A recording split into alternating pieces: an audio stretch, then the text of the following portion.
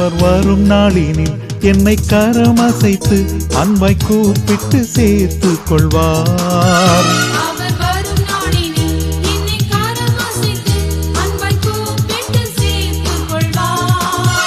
அவர் சமூகமதில் அங்கே அவருடனே ஆடி பாடியே மகிழ்ந்திடுவே.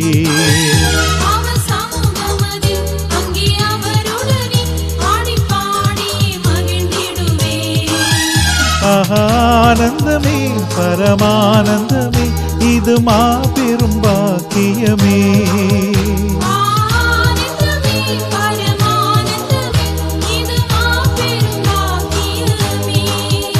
இந்த பாதலத்தின் சொந்தக்காரர் அவர் எந்த உள்ளத்தில் சொந்தமானார்.